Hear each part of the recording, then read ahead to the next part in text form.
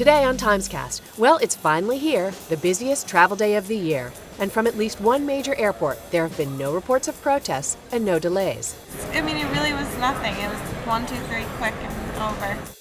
American Lori Berenson speaks out after spending 15 years in a prison in Peru for terrorist activities. I might have had an incorrect ideology or an incorrect manner of seeing life, but I wasn't an assassin and I wasn't a monster. And a critic's take on Kanye West's new album.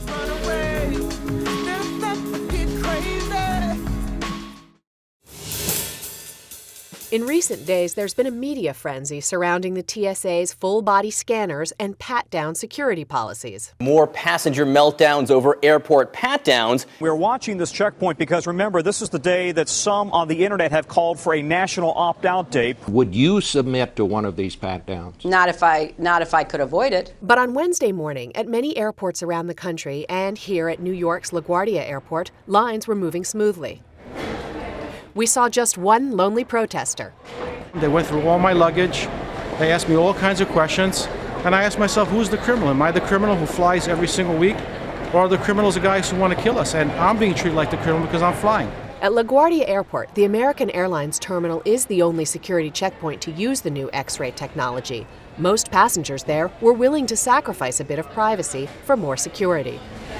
I would actually go for the full-on scan. I'm a proponent of it. I think it keeps our airports safe and it keeps our country safe. I'm gonna do the scan. I'd feel more violated doing the pat down than the scanner. As long as they discard the pictures, then I don't think that's gonna be a problem. I'll just let them get a glimpse and take let them them go for it. Yeah, I'm not going for the pat down. But I hear they get pretty friendly with the pat downs. The biggest disruption this morning was actually a TSA press conference in front of the terminal, during which a spokesperson tried to allay any concerns. On the eve of a national holiday, and also less than 1 year ago, with the Al-Qaeda's failed Christmas Day attack, it would barely be irresponsible for a group to tell the traveling public not to go through screening or to opt out. For today, at least, it seems most people flying for Thanksgiving can expect little more than the usual holiday hassles. I'm not comfortable with the full body scanners. I'm not comfortable with the pat down either. I understand why they've implemented them, but it still feels a little intrusive. It's a violation of our privacy, but what choice do I have? A first look at a coming story in the Times, Simone Romero profiles American Lori Baronson. Now 41 years old, she's on parole after serving time for collaborating with a Marxist terrorist group in Peru. I totally understand that people feel a strong rejection to someone who represents terrorism. In 1995, the Peruvian government arrested Lori Berenson, the American who became notorious for collaborating with a Marxist rebel group called the Tupac Amaru Revolutionary Movement. Investigators found that she rented a house in Lima for the group, where they stored ammunition and plotted to take the Peruvian Congress hostage. Now on parole after more than 14 years in prison, she continues to claim that she never planned to commit any violence. I shared ideological things, but I never had anything to do with either plans to do a violent act or part in a violent act.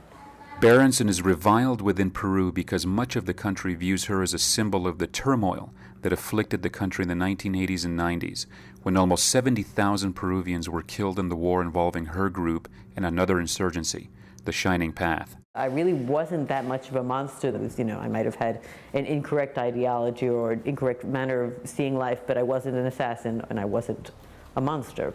Baronson may still end up back behind bars because a government prosecutor is appealing her parole.